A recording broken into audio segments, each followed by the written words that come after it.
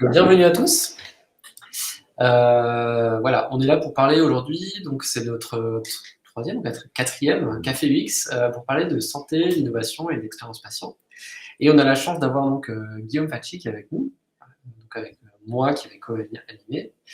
Alors, on va rapidement se présenter. Bon, moi, voilà, c'est Pierre, je suis UX consultant et cofondateur d'une société qui s'appelle Impact Positif et qui est spécialisée dans l'innovation et l'expérience utilisateur. Donc, pour moi, ce qui est important, c'est de faire en sorte que les usagers euh, aient des choses, des services, des produits, des soins qui soient adaptés à leurs besoins, leurs attentes, et qu'on puisse voilà, leur proposer des choses innovantes pour répondre à ces besoins.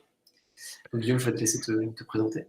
Ouais, merci. Moi, je suis Guillaume Faki, je suis le dirigeant et fondateur d'Open Care Lab, qui est une structure sous forme de société coopérative d'intérêt collectif et qui cherche à répondre à la même problématique que Pierre a évoquée, avec une approche un peu différente, puisque l'idée, c'est de évidemment co-construire les solutions avec les usagers, mais avec des méthodologies qui sont un peu différentes, puisque principalement, on est centré sur les études d'usage en conditions de vie réelles, avec des approches qui croisent du coup aussi des approches sociologiques, pour essayer d'avoir une représentativité des usagers, qui ont chacun des parcours de vie différents, des caractéristiques différentes, et dans l'objectif double.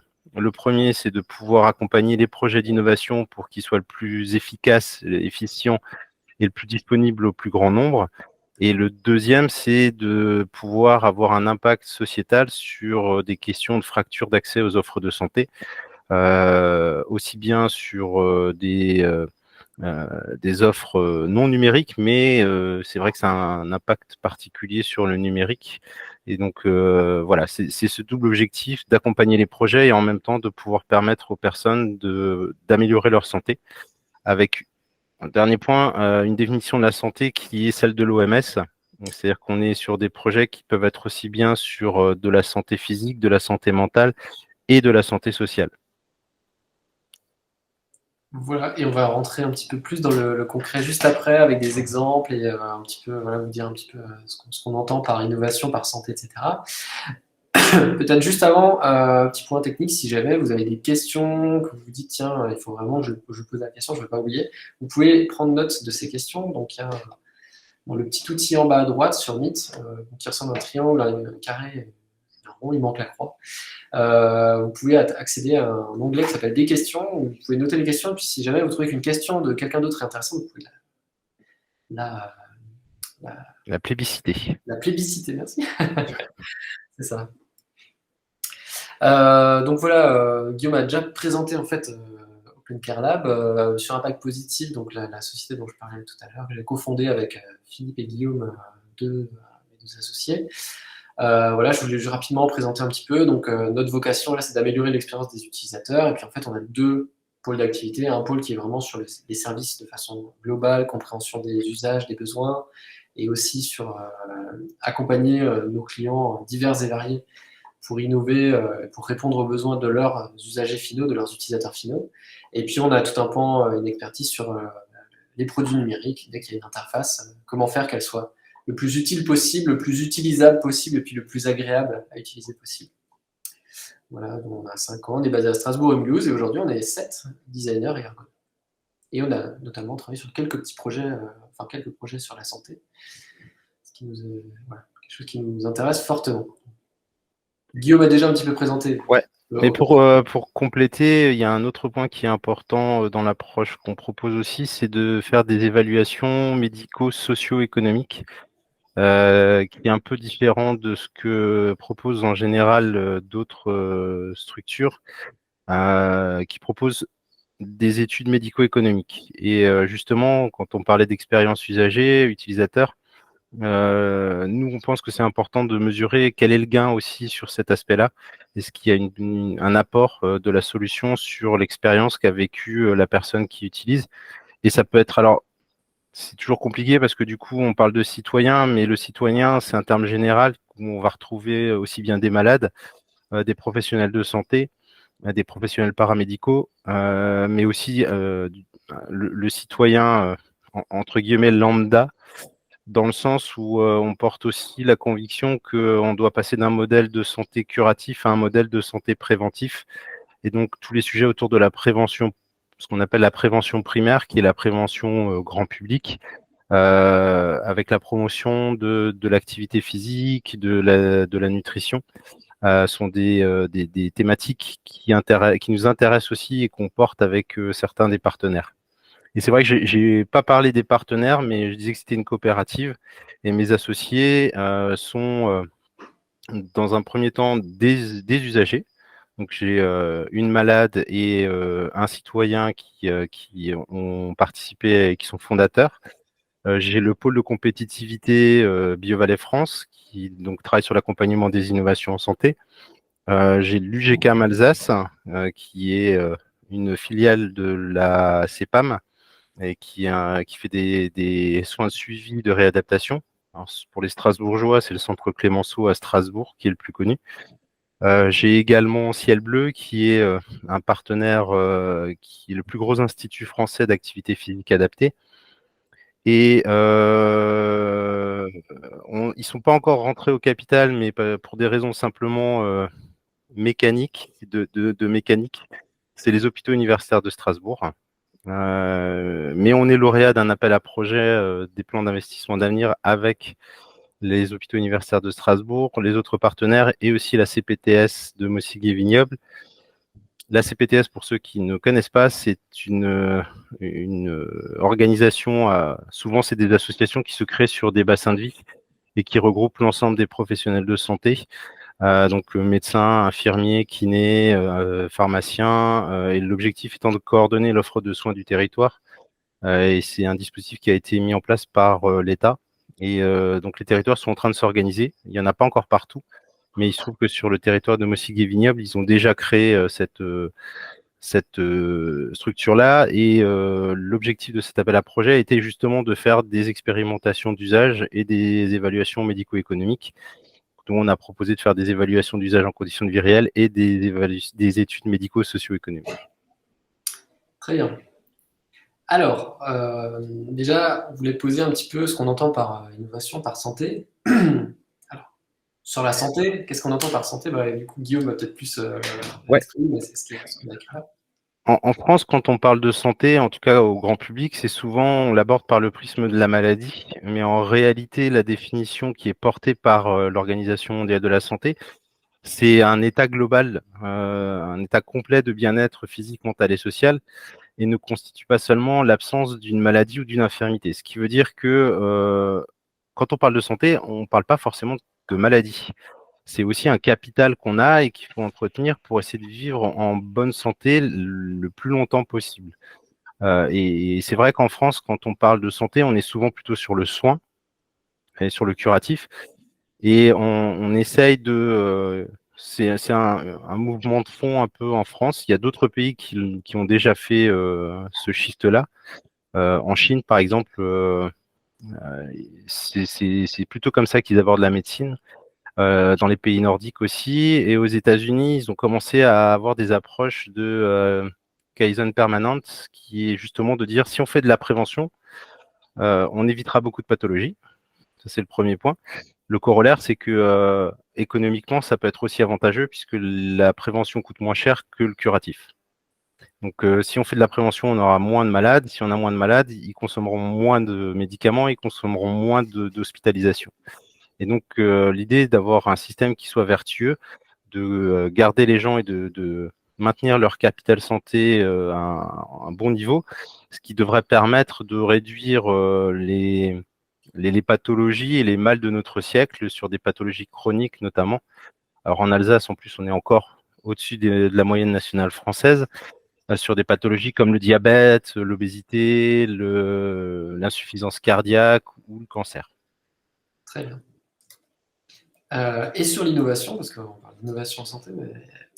Alors j'aime bien utiliser cette image parce que souvent quand on parle d'innovation, on parle d'innovation technique, une nouvelle application, une start-up qui a levé des fonds pour faire une application ou un système numérique un nouveau réseau social ou autre. En fait, l'innovation, comme on l'entend, c'est vraiment la mise en œuvre et la mise à disposition d'une idée nouvelle, donc de quelque chose qui est original.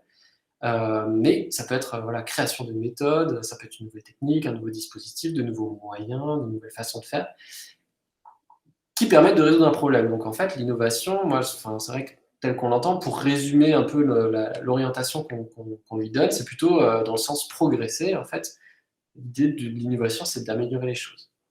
Peu importe comment, peu importe à quelle ampleur. Je voulais donner un peu des exemples de définition de l'innovation qui est très très relative au niveau de risque. En général, quand on parle d'innovation, on pense tout de suite à l'innovation radicale où le risque est le plus élevé possible. C'est-à-dire que voilà, quand on parle d'innovation, c'est souvent des choses qui sortent, qui créent des nouveaux marchés, qui sont donc vraiment radicales, qui créent par exemple une nouvelle molécule, une nouvelle technique. Là, dernièrement, le MIT a mis au point a réussi à imprimer un cœur artificiel en 3D qui arrive à battre. Voilà, ça, le risque est fort, hein, puisque c'est quelque chose de tout nouveau, on ne sait pas trop ce que ça va donner. Voilà, donc c'est vraiment ce qu'on appelle l'innovation radicale. Mais il y a aussi voilà, l'innovation qu'on appelle intermédiaire, alors plusieurs variantes, on parle d'innovation adjacente, disruptive, etc. L'idée, c'est de dire le risque est un peu moins élevé parce que finalement, on maîtrise déjà certains aspects, on a il y a moins d'inconnus, puisqu'on va ou s'inspirer d'autres domaines, ou alors finalement, il y a des nouveaux usages ou des nouveaux besoins qui vont être créés, mais on a peut-être déjà des solutions un petit peu envisagées ou des choses, des techniques ou des méthodes qu'on connaît déjà. Je donne un exemple. Pendant la crise du Covid, on a utilisé des méthodes, enfin des outils comme les masques de plongée pour aider finalement les- la mise à Les patients. disposition des patients sur l'oxygénation des patients. Euh, le niveau de risque était modéré parce que bon, on utilise quelque chose qui n'est pas du même domaine, donc quelque part, on ne sait pas trop exactement ce que ça va donner, mais finalement, le masque, il était déjà créé, produit, enfin voilà, on sait comment ça fonctionne, etc. Donc, c'est en fait s'inspirer d'autres domaines pour réussir à faire quelque chose de nouveau. Donc là, on ne part pas d'une feuille blanche, mais on prend quand même un peu des risques. Et puis, et moi, c'est finalement presque celle que je préfère, c'est l'innovation incrémentale où en fait on va créer des choses, on va imaginer des nouvelles façons de fonctionner, des nouveaux processus, etc. à partir de ce qui existe déjà. Donc on va en fait modifier des petites choses, des petits usages, des petits processus. L'idée c'est d'améliorer le quotidien par exemple la télémédecine. On utilise déjà tous des visios. Un médecin essaie de faire un entretien en visio juste pour savoir un peu comment le patient se sent par rapport à ce qu'il va dire.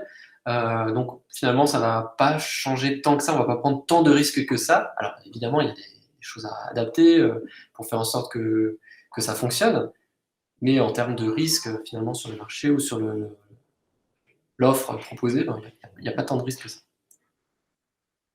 Ensuite, l'innovation, elle peut se définir aussi selon le timing. Donc ce qui est radical aujourd'hui ou ce qui était radical hier, ça sera plus demain. L'impression de cœur en 3D, peut-être que dans 20 ans, tout le monde le fera et du coup, ce sera plus risqué du tout parce qu'on sait très bien comment ça fonctionne, on aura du retour, enfin, on aura un retour derrière, donc ce sera plus du tout radical. À l'époque, c'était pareil quand on voulait inoculer un virus chez quelqu'un pour protéger contre ce virus. C'était fou, c'était super risqué, c'était totalement radical. Aujourd'hui, voilà, c'est quelque chose qui est banalisé, commun. Voilà, on peut faire des petites innovations dessus, mais ce sera plus incrémental. Ensuite, sur la façon sur quoi on peut innover, alors j'ai essayé de mettre des rapports par rapport à la santé, mais on peut innover sur l'offre. Donc en gros, ce qui est proposé alors, en termes de santé, alors ça va être plus là la science qui va pouvoir permettre d'innover en termes d'offres, une nouvelle molécule, etc. L'idée pour l'innovation de ce qui est proposé en santé, c'est de passer finalement de la recherche à l'innovation parce que dans l'innovation, il y a le principe de mise à disposition. Donc c'est vraiment passer de la recherche, on va y trouver des choses, à quelque chose voilà, mise à disposition des personnes. Donc ça, c'est vraiment sur l'offre. Ensuite, on peut innover sur l'usage. Donc pas sur une nouvelle molécule, mais la façon dont les gens, par exemple, vont pouvoir prendre un médicament. Si on dit que demain, il y a une nouvelle façon de prendre un médicament, plus, je sais pas moi, Ah, tu peux prendre l'exemple des vaccins pour le Covid, par exemple. C'est Mhm. des injections et il y a des nouveaux produits qui sont des pulvérisateurs. On Voilà. pulvérise dans la bouche ou dans le nez et c'est un nouveau moyen d'administrer le médicament. Voilà, par exemple. Après, il y a aussi, on peut innover sur les méthodes et les procédés. Donc la façon dont on va produire les molécules, la façon dont on va fabriquer certaines choses, la façon dont on va s'organiser, se coordonner, par exemple chez les infirmiers dans un hôpital, par exemple comment ils vont s'organiser pour oxygéner les patients, enfin ce genre de choses. Vraiment sur les méthodes et les process. Et puis aussi, et ça c'est peut-être finalement l'innovation la plus complexe parce qu'elle est la plus globale, plus systémique, c'est finalement tout l'écosystème. On peut innover sur la réglementation, sur le marché, sur l'écosystème de santé, sur le modèle justement curatif, passer à un modèle préventif, comme le disait Guillaume tout à l'heure. Voilà, ça c'est l'innovation plus sur des systèmes ou des écosystèmes. Un peu les différents supports sur lesquels on peut innover. Et donc, on en vient au cœur du sujet, finalement, à l'innovation en santé. Alors, Guillaume va nous faire un petit. Alors, si tu peux être assez rapide sur. Ouais, c'est pour ça que j'en ai pas mis 30 000 parce qu'on aurait pu faire plusieurs heures rien que sur ce slide-là en l'étoffant. Mais pour montrer qu'à chaque période de l'histoire, il y a eu de l'innovation en santé. Ça a commencé par des découvertes, l'effet des plantes sur les organismes. Et donc, sans savoir qu'il y avait des principes actifs dans les plantes, mais on utilisait les plantes pour commencer à soigner les gens parce qu'on voyait que certaines plantes avaient un effet sur certaines pathologies. Deuxième exemple, c'est la découverte de la pénicilline, hein. Aujourd'hui, c'est quelque chose qui est utilisé, les antibiotiques, c'est quelque chose de courant, même d'ailleurs trop courant et qui crée du coup un effet inverse, c'est qu'on a des bactéries qui sont de plus en plus résistantes aux antibiotiques.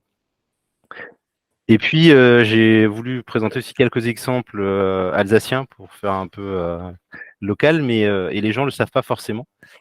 Dans les années 2000, il y a eu l'opération Lindbergh. Alors, qu'est-ce que c'est l'opération Lindbergh? C'est un chirurgien, en l'occurrence le professeur Maresco, qui a opéré depuis l'ambassade de France à New York un patient qui était à l'hôpital de Strasbourg. Et grâce à un robot qui était à Strasbourg, et lui qui dirigeait le robot depuis New York. Et on en arrive aujourd'hui à du coup à des innovations qui poursuivent un peu cette opération-là.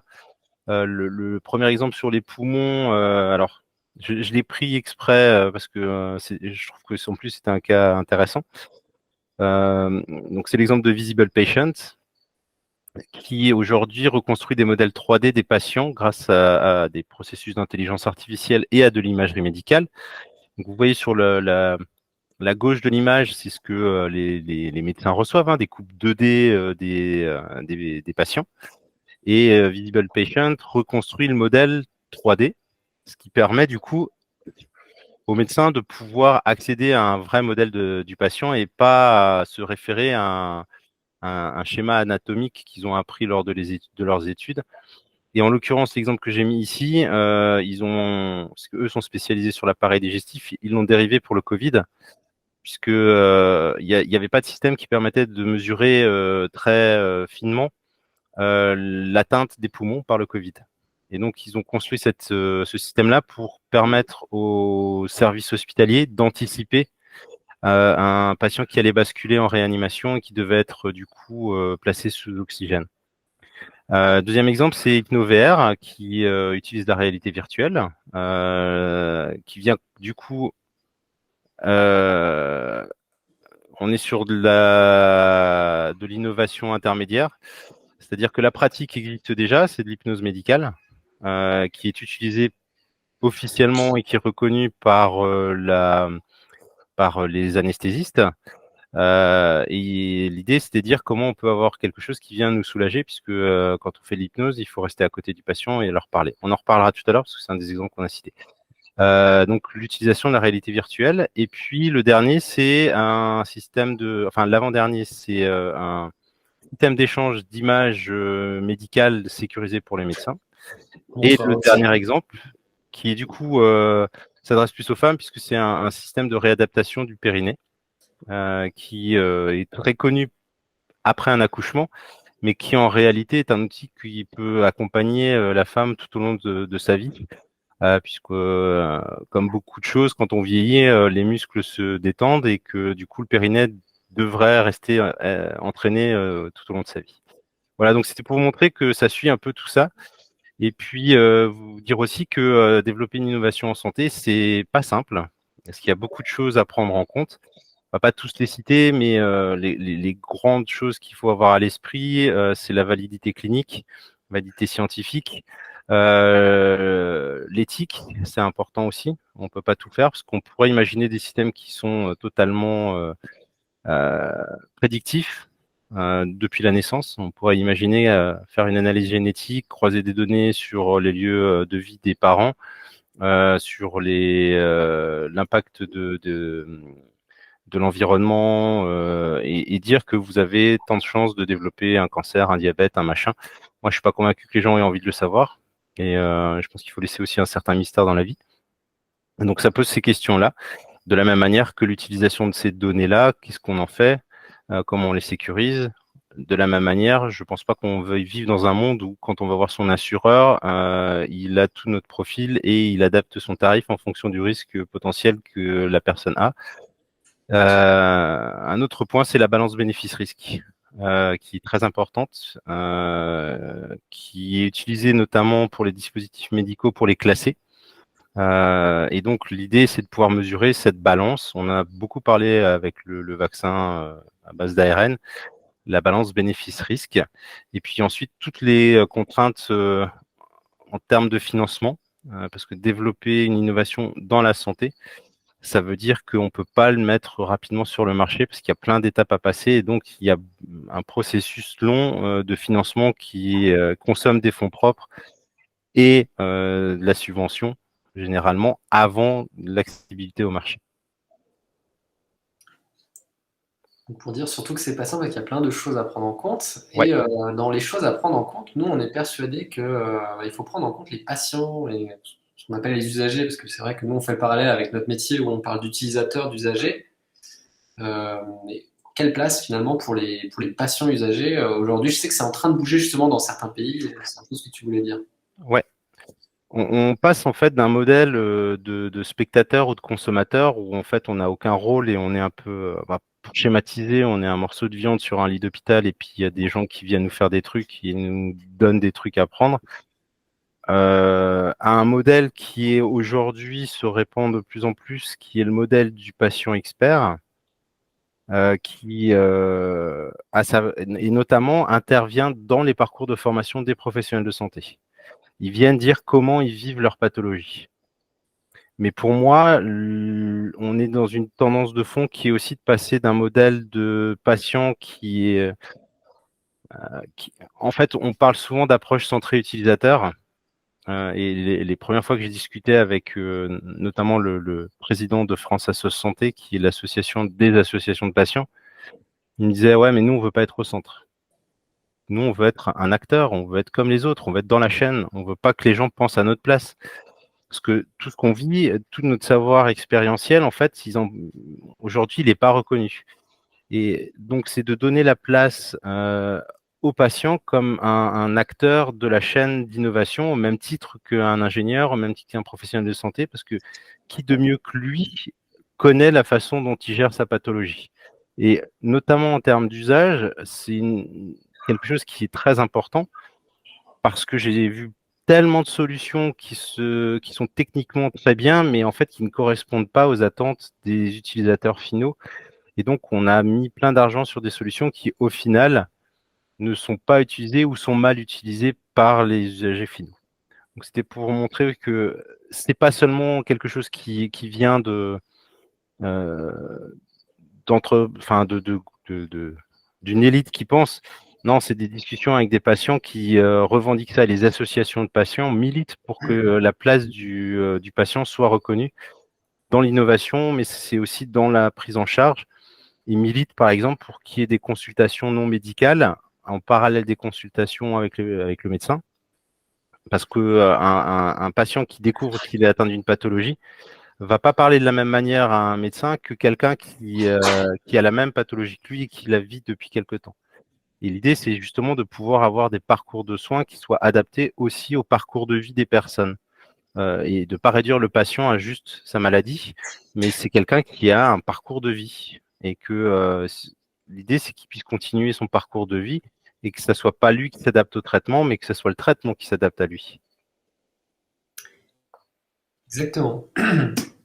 Et on en vient justement aux exemples un petit peu plus concrets pour voir comment est-ce que, alors, en plus c'est des exemples alsaciens, donc de proximité, où finalement le besoin de l'utilisateur final a été pris en compte, a été un petit peu utilisé Ah, dans la manière d'innover en fait. c'est même plus que ça, c'est que c'est au final, c'est même eux qui ont porté les projets. C'est eux qui ont émis le besoin et c'est eux qui ont porté la réponse. Alors, je sais pas si tu veux passer d'abord la vidéo et Je peux, alors allez, je sais pas si, alors ça dépend combien de temps elle dure. elle dure pas longtemps. J'ai essayé de prendre des vidéos Si qui on a le duraient temps, pas trop longtemps. pas sûr qu'on ait le son, mais Moi, j'ai le son.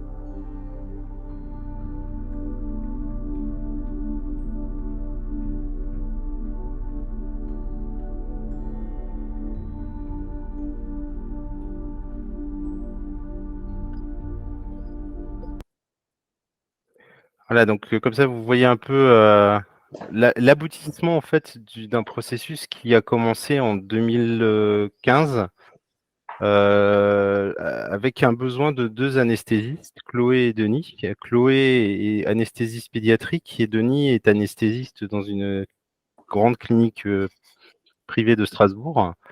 Et tous les deux ont un point commun, c'est qu'ils utilisent l'hypnose médicale en bloc opératoire. Alors pas sur des grosses chirurgies, on n'est pas sur des opérations à cœur ouvert, hein, mais sur des petites interventions, ils utilisent l'hypnose, ce qui a pour principal bénéfice de réduire le dosage d'anesthésiant qui est donné aux patients.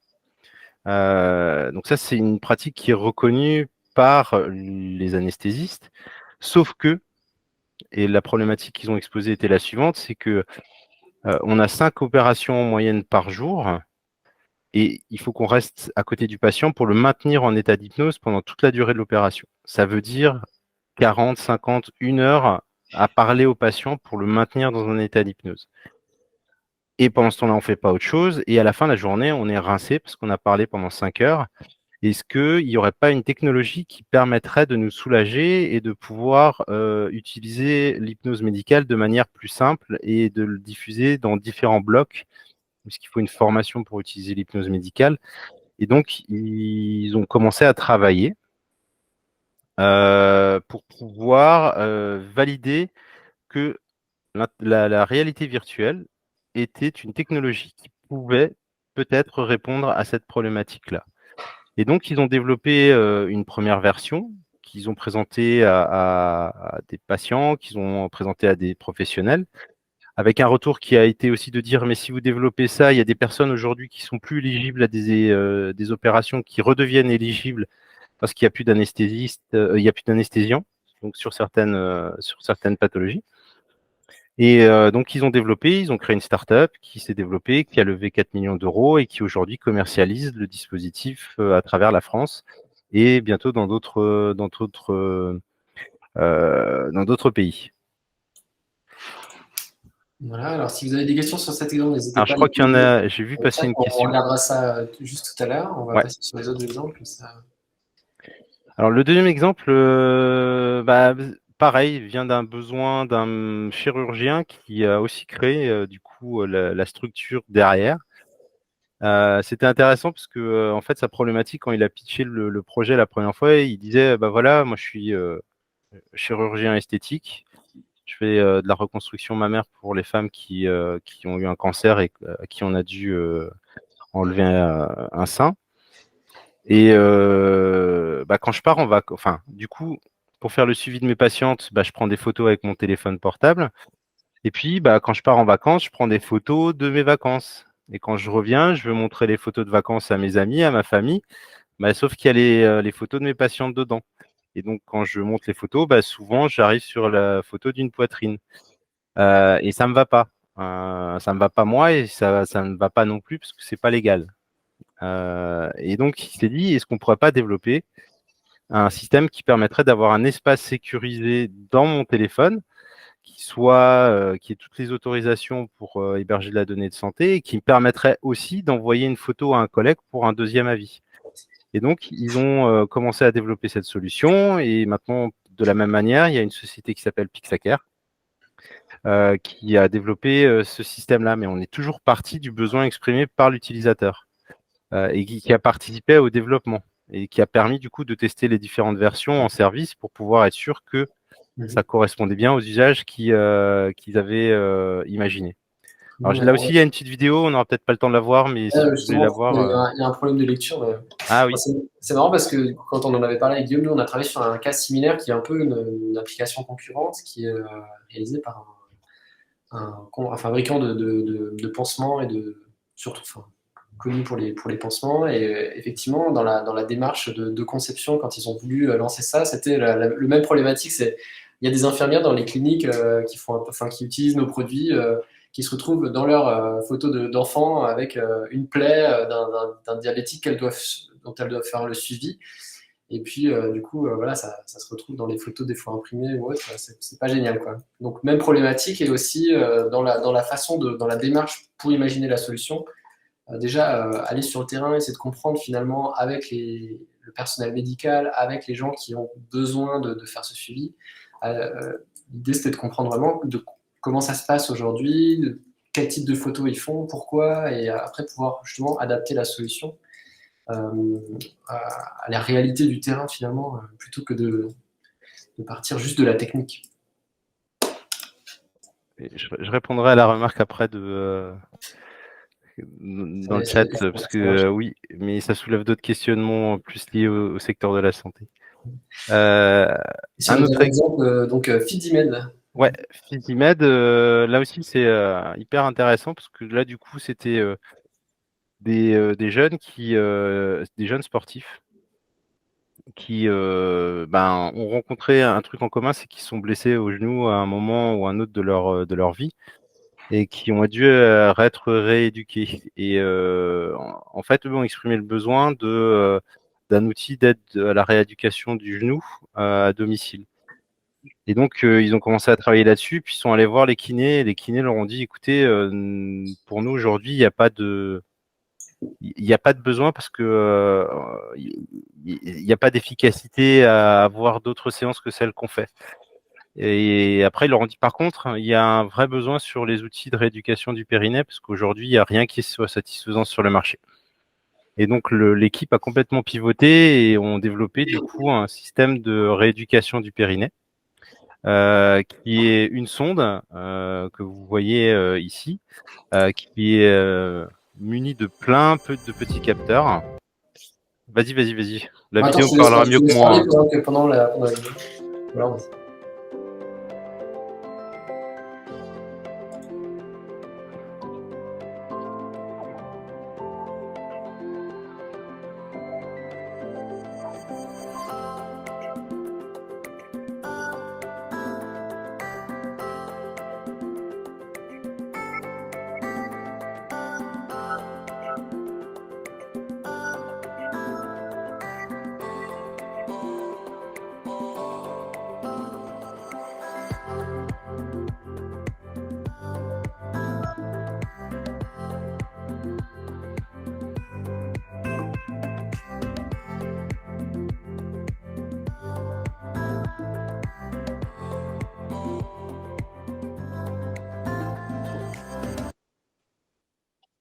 Voilà, donc ce que vous ne voyez pas sur la vidéo, c'est qu'il y a tout un système de capteurs de pression sur le dispositif et qu'ils ont couplé du coup sur le téléphone pour avoir une gamification des séances.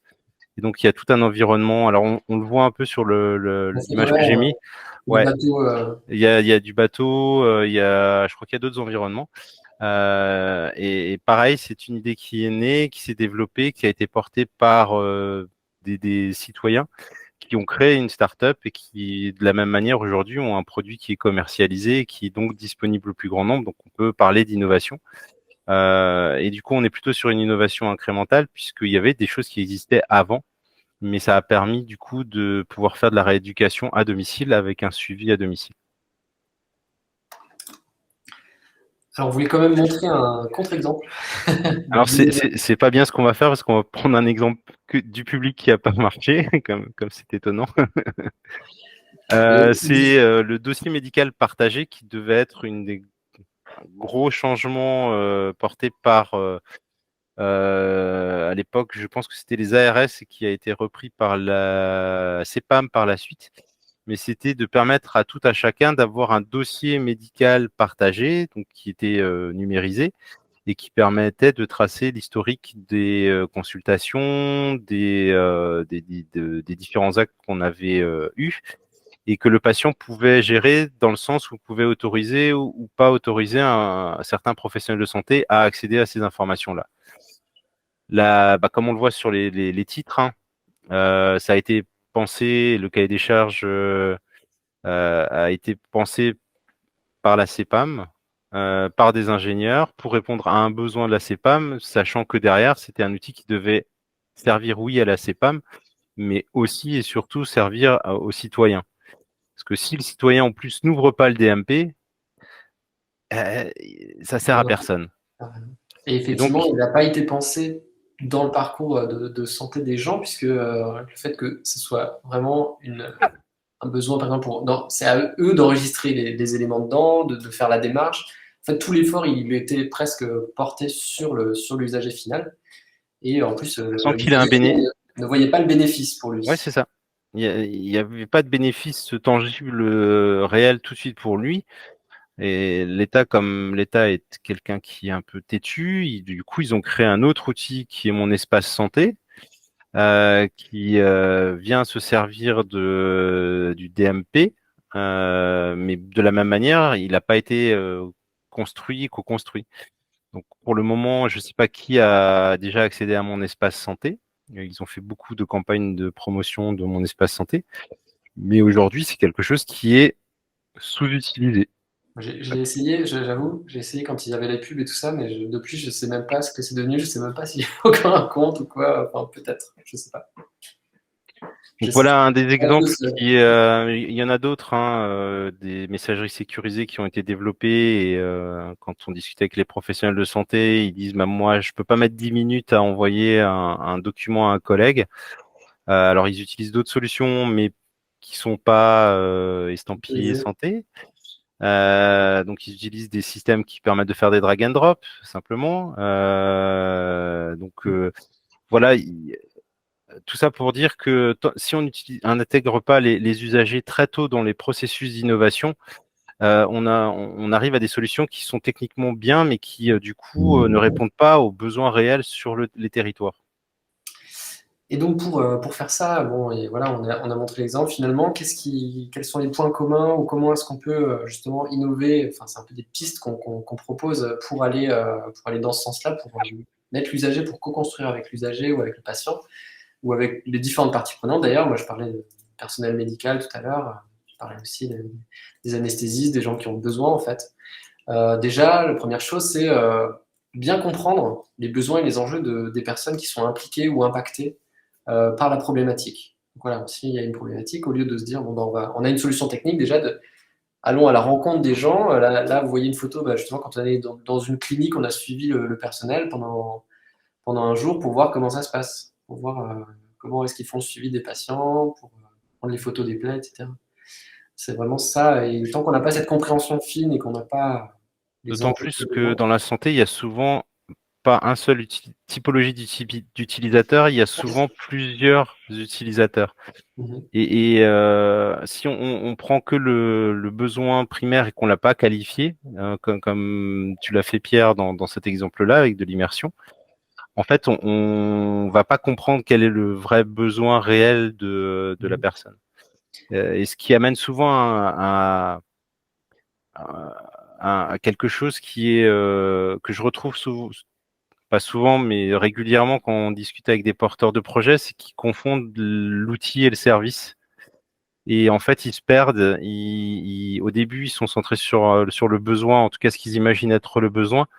Mais quand on leur demande de parler de la solution, en fait, souvent, ils basculent sur l'outil qui va permettre de rendre le service et pas le service en lui-même. Finalement, que ça soit numérique ou pas, hein, ou autre chose, on s'en fout. À partir du moment où le service qui est rendu correspond aux besoins. Et pour terminer aussi sur l'expérimentation et l'évaluation, pour moi, c'est un point crucial tout au long du processus, en plus qui, dans le domaine de la santé, est obligatoire. Alors, les études cliniques, par exemple, c'est quelque chose qui est obligatoire. Pas sur tous, quand on est dispositif médical de classe 1, non. Mais quand on est sur du dispositif médical de classe 2A, 2B ou 3, là, on doit faire des études cliniques. Et rien n'empêche que dans une étude clinique, on veuille valider l'utilisabilité de la solution. Donc, on peut le prévoir dans les études qui sont de toute manière à faire. J'ai envie de dire, c'est mieux encore d'évaluer déjà, de valider les choses avant de lancer les études cliniques. Enfin... On est d'accord. L'idéal pour moi, c'est d'intégrer un ou deux ou trois usagers dès le départ dans la façon dont on va cerner le besoin et le qualifier et se dire que mon exemple personnel n'est pas le besoin de tout le monde. Donc, ça demande de pouvoir le travailler avec quelques usagers. Parce que, je le disais en introduction, il y a une diversité de personnes avec des profils différents qui vont se comporter différemment. Et il faut pouvoir intégrer toutes ces différences dans le besoin pour pouvoir qualifier un besoin. Alors, dans le numérique, c'est très parlant. On a des gens qui sont très affines avec le numérique et avec qui ça pose aucun problème. Et puis, on va avoir l'inverse total, qui est des personnes qui n'arrivent pas à se servir du numérique. Et entre les deux, on a des gens qui arrivent plus ou moins bien à utiliser des systèmes. Je donnerai juste l'exemple de mes parents qui sont d'une vieille génération, qui ont pas grandi avec le numérique, mais qui ont découvert le numérique tardivement. Quand il y a eu la prise de rendez-vous pour la vaccination Covid, c'était soit appeler un numéro de téléphone et attendre pendant 3 heures en espérant avoir quelqu'un qui puisse donner un rendez-vous, soit c'était passé par Doctolib. Ben, même ça, et pourtant, c'était pas compliqué, il n'y arrivait pas. Donc, au final, c'est moi qui ai pris les rendez-vous. Mais du coup, ça permet pas. Enfin, moi, mes parents m'avaient moi et je pouvais le faire. Mais il y a une partie de la population aujourd'hui qui n'a pas d'aidant, qui ne peut pas être aidée pour faire ces démarches-là. Donc, il y a un abandon tout simplement de ces personnes. Ils se disent, bon, bah tant pis, j'ai pas pu, quoi.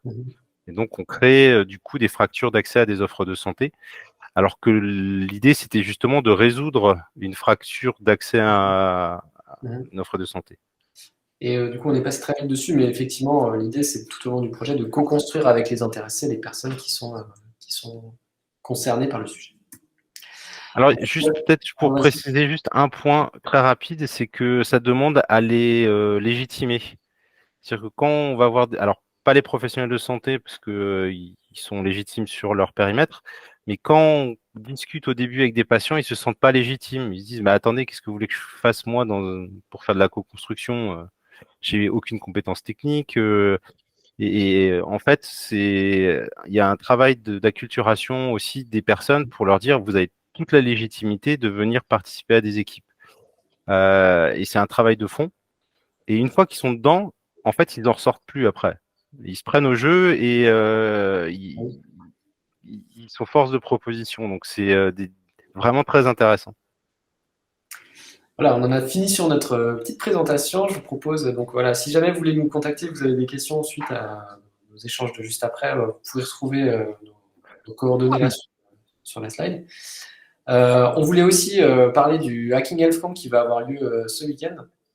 Donc, si vous ne connaissez pas, je ne sais pas si on va avoir le temps de regarder la vidéo, mais tapez Hacking Elf. Si Ouais, jamais vous ne connaissez pas, et sinon vous êtes sans doute déjà inscrit, j'espère, ça va être top. Il y aura ma collègue Caroline qui sera sur place, qui sera coach. Guillaume, je pense que tu seras présent aussi, je serai coach aussi. la coach aussi. Donc voilà, vraiment, si ce sujet de l'innovation en santé vous intéresse, n'hésitez pas à participer. C'est un super événement. Hop. Et on va passer aux questions-réponses. Si jamais vous avez un petit moment, enfin là, n'hésitez pas à scanner le QR code avec votre téléphone et puis à nous donner votre avis sur ce webinaire pour qu'on puisse aussi s'améliorer petit à petit. Donc on va maintenant regarder les questions. Alors, donc il y en a deux qui sont visibles là, chez moi. Ouais, j'en ai deux aussi.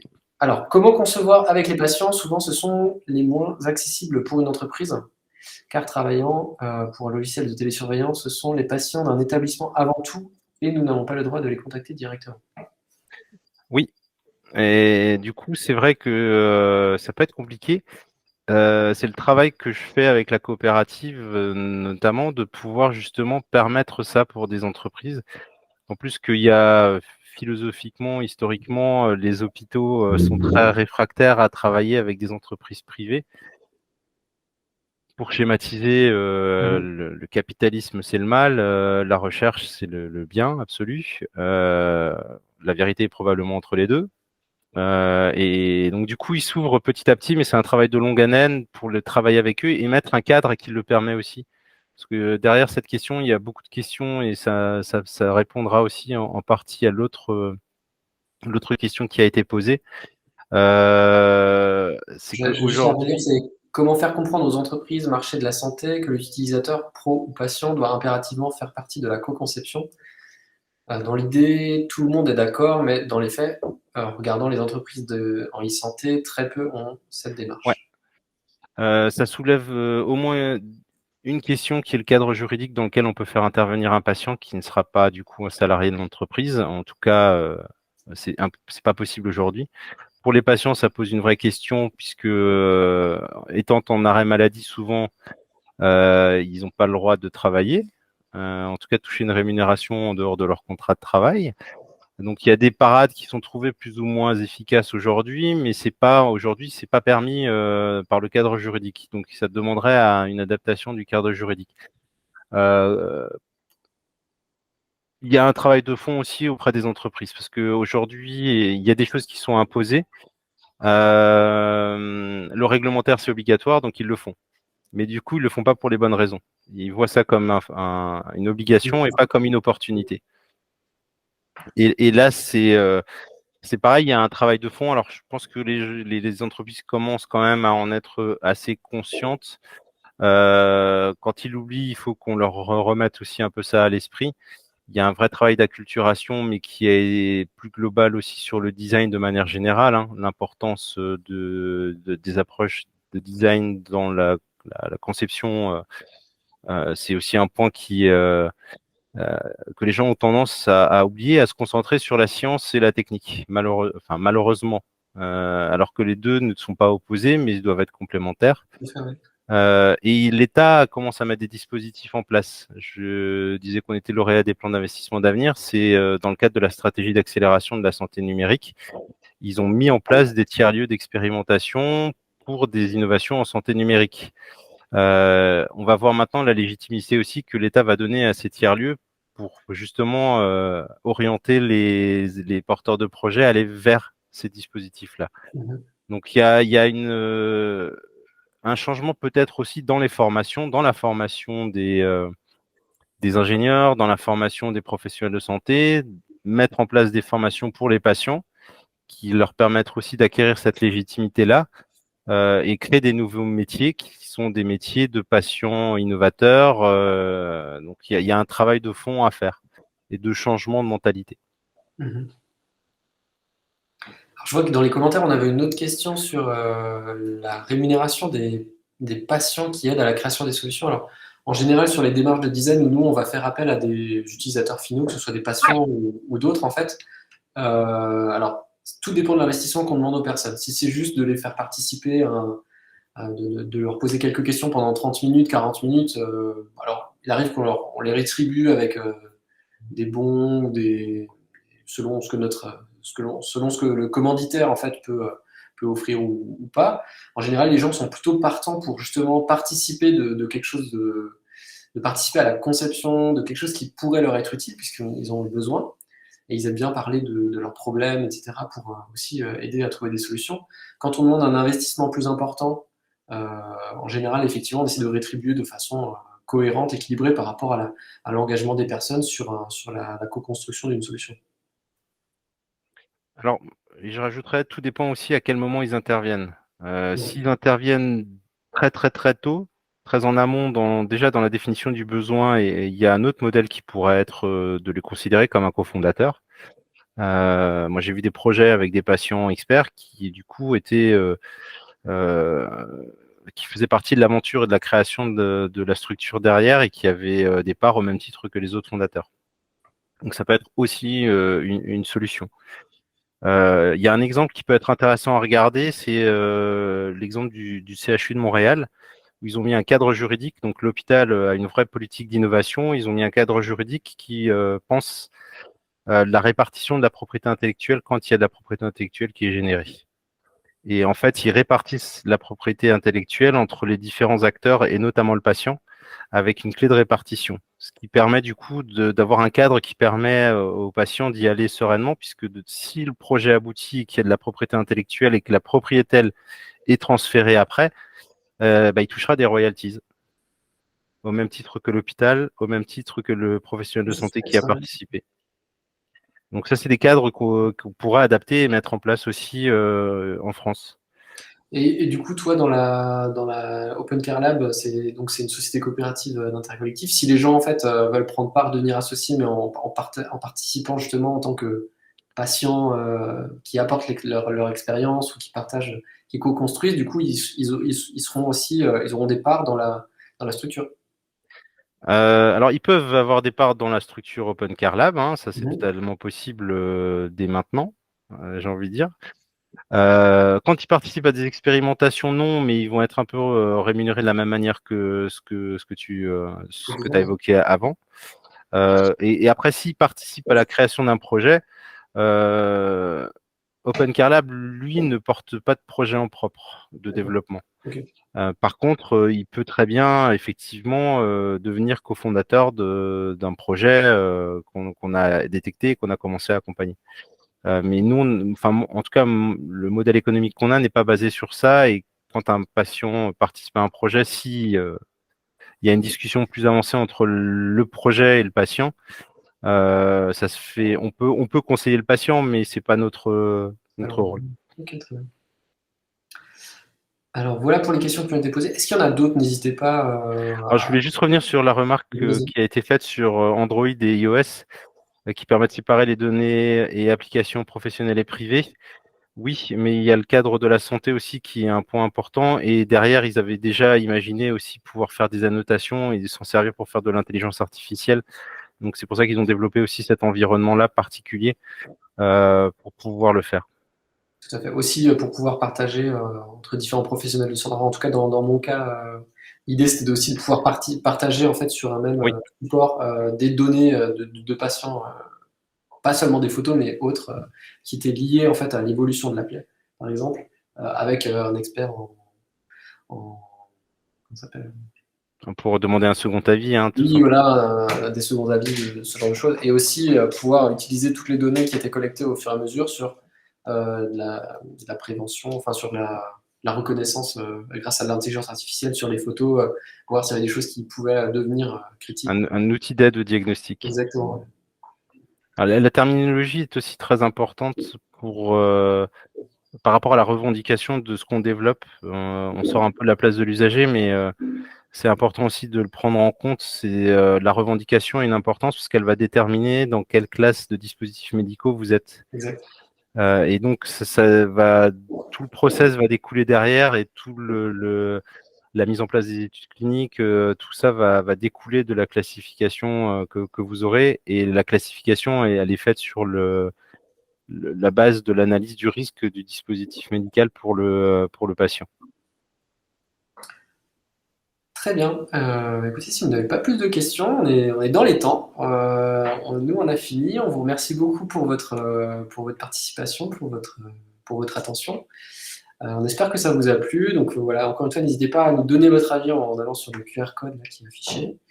Et on vous dit à très bientôt pour peut-être un nouveau Café UX dont le thème n'est pas encore défini. On en parlera. Et puis on espère vous croiser du coup sur le Hacking Elf ce week-end. Merci beaucoup. Merci beaucoup Guillaume. Bon après-midi. À Bon bientôt. après-midi à tous. Au revoir.